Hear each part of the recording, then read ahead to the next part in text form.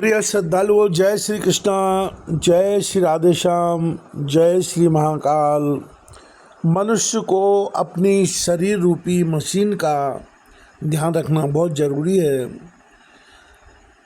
इस समय मशीन युग में मशीन का भी खूब विकास हुआ है। पहले ऐसा होता था कि मशीन ख़राब हो जाती थी तो कहते थे कि अगर कंपनी की मशीन है तो स्पेयर पार्ट्स भी उसी के लगेंगे।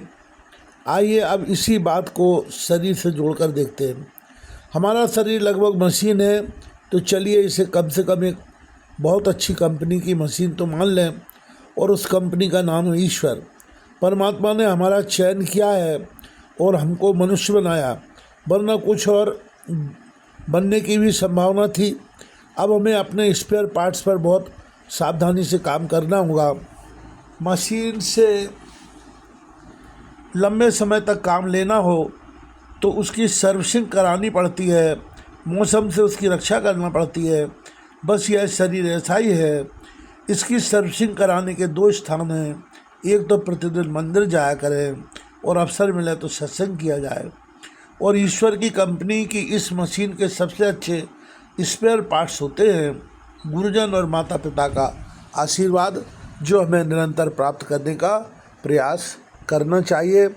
मंदिर जाने से हमें भगवान में निष्ठा प्राप्त होगी और सत्संग में जाने से हमारे अंदर विवेक पैदा होगा।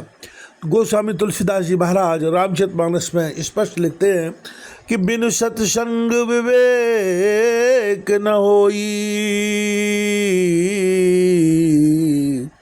राम कृपा बिन सुलभ न सोई, तबहि होए सब संशय भंगा, जब बहुकाल करिए सत्संगा।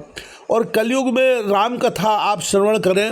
राम कथा श्रवण करने से आपके सारे संबंध में जो संशय व्याप्त हैं, किसी प्रकार के संशय हैं, वो सभी नष्ट हो जाते हैं।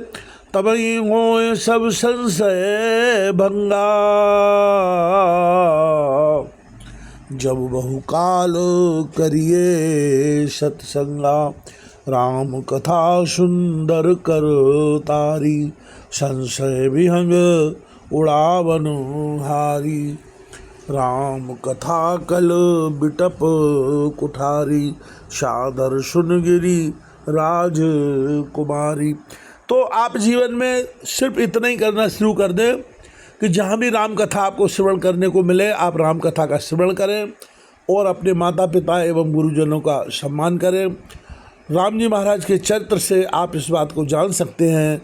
राम जी महाराज का प्रातः काल का सर्वप्रथम नियम था, प्रातः काल उठ के रघुनाथा, मात पिता गुरु नावे माथा।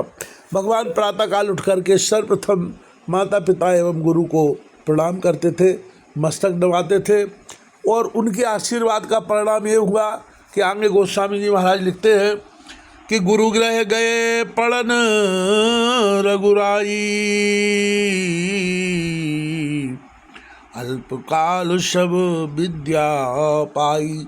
बड़ों के आशीर्वाद का परिणाम ये हुआ कि जब रामचंद्र जी महाराज अपने गुरु वशिष्ठ जी के आश्रम में पढ़ने गए तो उन्होंने कुछ ही समय में सारी विद्या प्राप्त कर ली और सब विद्याओं में पारंगत होकर के जीवन में सफल रहे।